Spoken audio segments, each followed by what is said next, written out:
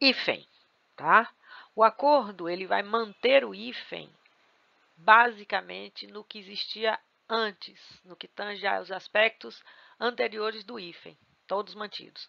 O que ele vai mudar em alguns aspectos? Ele vai mudar a parte dos prefixos e basicamente deixa todas as estruturas anteriores no que tange aos substantivos compostos. Então, para os substantivos compostos, expressões compostas, vale o que existia anteriormente com uma pequena mudança de que nós vamos falar. Prefixos, aí ele traz algumas mudanças, porque há prefixos que são fortes, há prefixos que são terminados em vogal. E é assim que o acordo vai trabalhar, certo? Vamos pensar inicialmente os substantivos compostos. Não se esqueça de que um substantivo composto é aquele formado por dois ou mais radicais, tá? O substantivo derivado é aquele que tem prefixos e sufixos. Por exemplo, guarda-chuva, dois radicais, substantivo composto. Ultrassom, ultra é prefixo, palavra com prefixal. É aqui o grande lance de diferença entre o que o acordo nos diz em relação ao hífen. Então, pensando o substantivo composto, o hífen mantém-se, olha, usa-se hífen nas palavras compostas comuns sem preposição, quando o primeiro elemento for substantivo, adjetivo, verbo ou numeral. Isso sempre foi assim, tá? Sempre foi assim.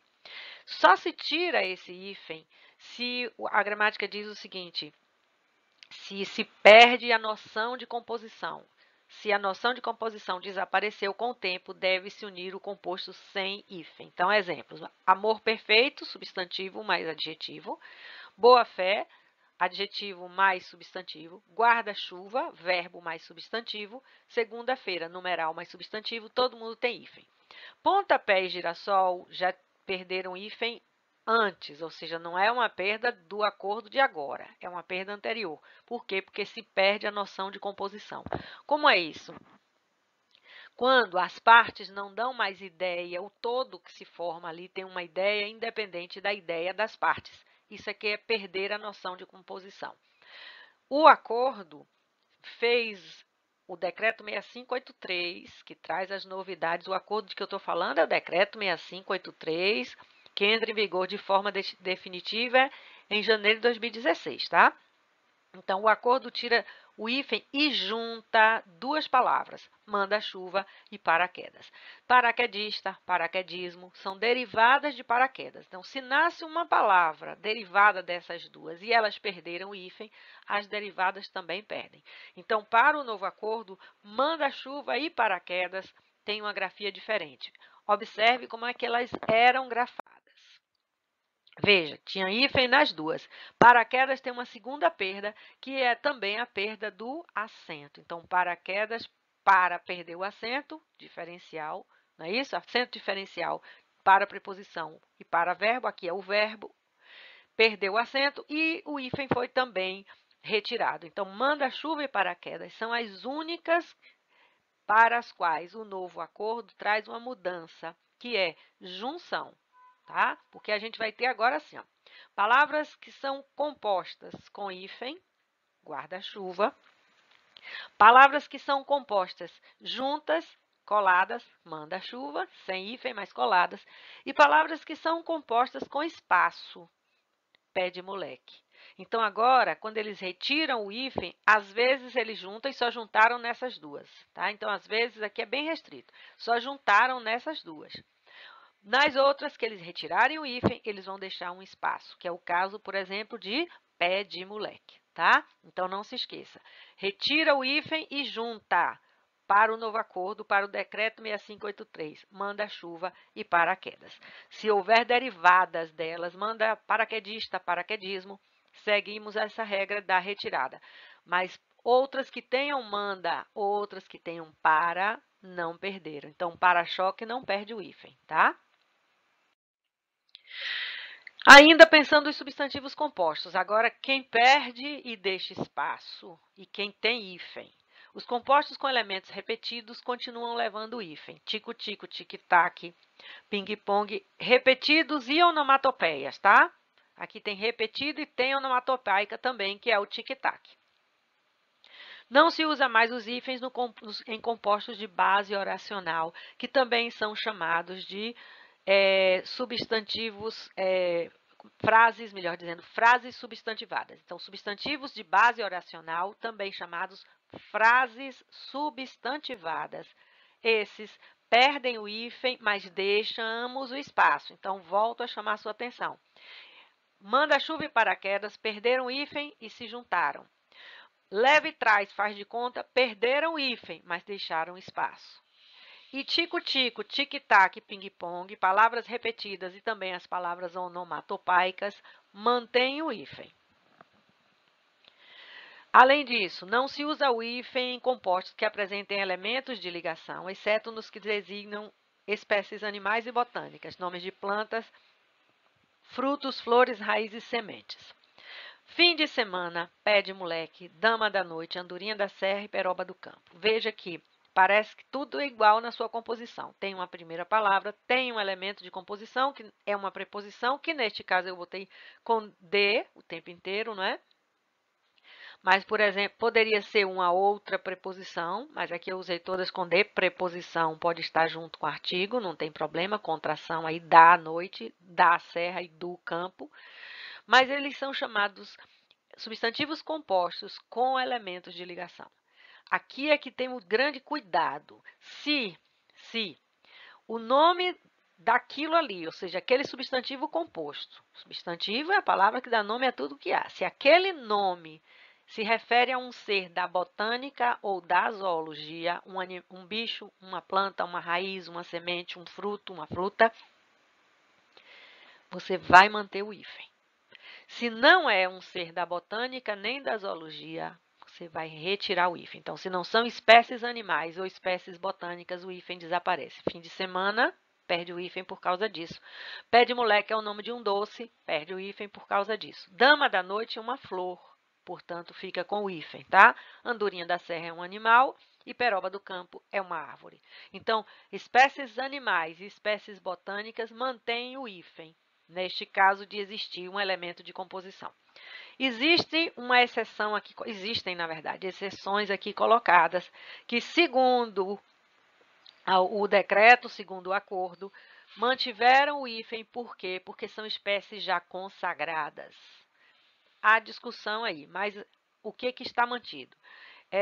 Água de colônia, arco da velha, cor de rosa, mais que perfeito, pé de meia, ao Deus dará e a queima-roupa. Então, estes, tá? Tem elemento de composição, né, em todos eles, e tem o hífen. Veja que nos dois últimos o hífen não está unindo o elemento de composição, mas está lá. Então, a expressão é ao Deus dará.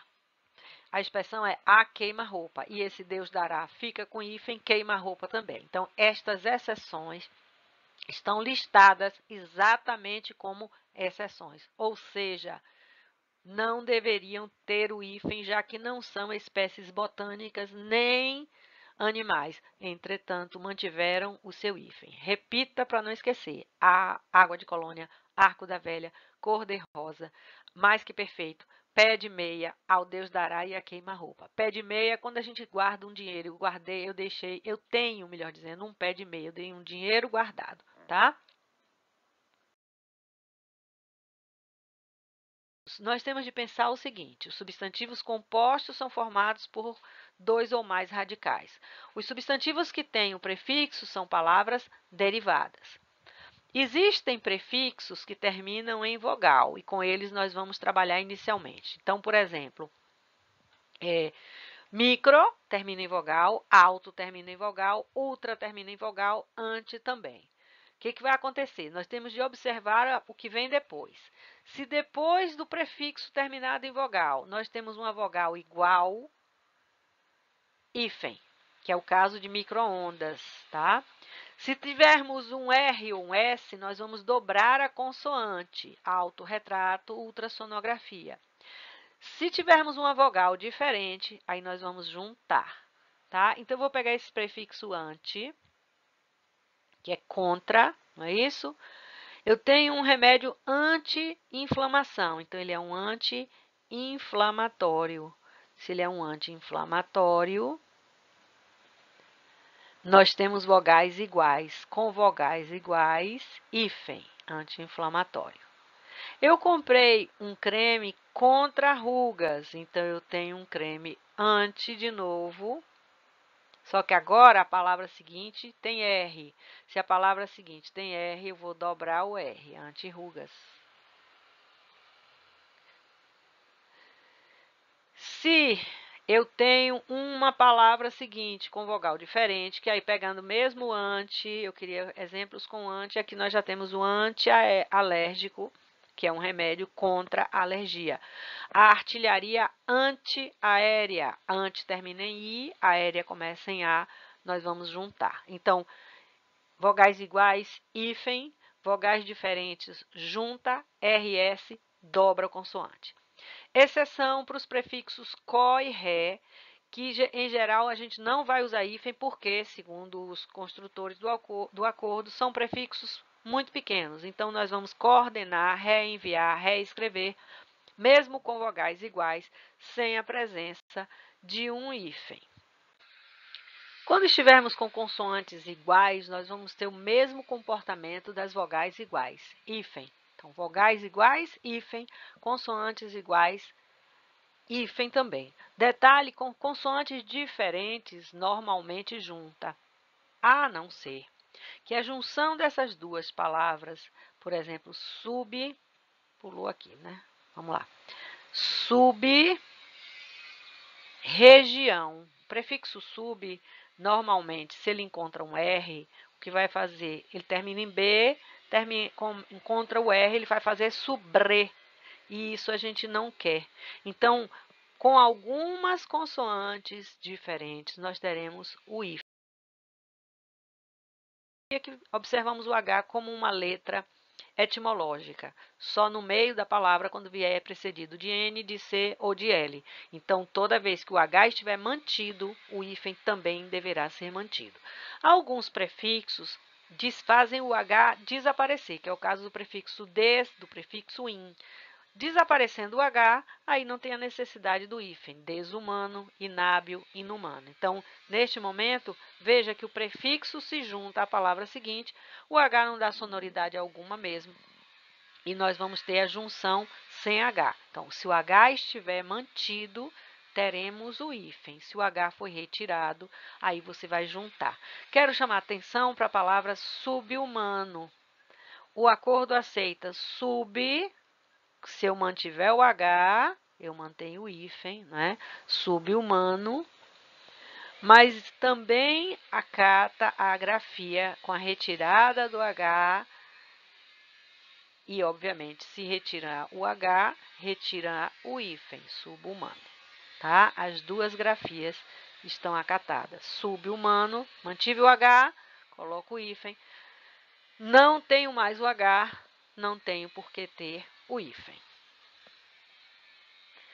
Quando as palavras em questão têm os prefixos que a gente chama de prefixos fortes ou pseudoprefixos, o que vai acontecer? O hífen está mantido.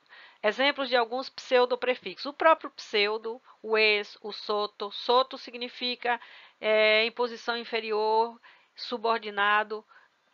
Soto mestre seria um mestre subordinado a um outro mestre. Então, ex, soto, vice, recém, por exemplo, são chamados pseudoprefixos, prefixos fortes neste momento. Nós temos de manter o hífen. Veja que o ex, muitas vezes as pessoas usam como substantivo, dizem assim, ele é o meu ex, para se referir, por exemplo, a ex-marido, tá? Então, o ex é um prefixo que a gente muitas vezes usa com valor de palavra. Fazendo uso dessa forma, nós consideraremos um pseudoprefixo ou prefixos fortes. Portanto, prefixos fortes, ou também considerados pseudoprefixos, são sempre usados com hífen. Então, não se esqueça desse detalhe. Sempre pensando a lógica do que prefixo eu tenho ali, tá? Por fim, o hífen permanece nas formações com prefixos tônicos acentuados graficamente pós, pré, pró, quando o segundo elemento tem vida à parte, ao contrário do que acontece com as correspondentes formas átonas que se aglutinam ao elemento seguinte. Como é isso? Grave assim, ó, toda vez que eu estiver diante do prefixo pós, pós-graduação, pré, pré-escola, pró, pró-europeu, se esses, eu peguei dali os exemplos, né? Se esses prefixos tiverem acento, a gente vai colocar o hífen. Se, por outro lado, esses prefixos perderam o acento gráfico, aí a gente não mais coloca o hífen, tá? Então, grave. Pós, pré e pró, se são prefixos acentuados, teremos hífen na construção da palavra, tá bom? Com este grupo final, nós encerramos nossa aula de hoje. Eu aguardo você para o nosso próximo encontro, para a nossa próxima aula. Até lá!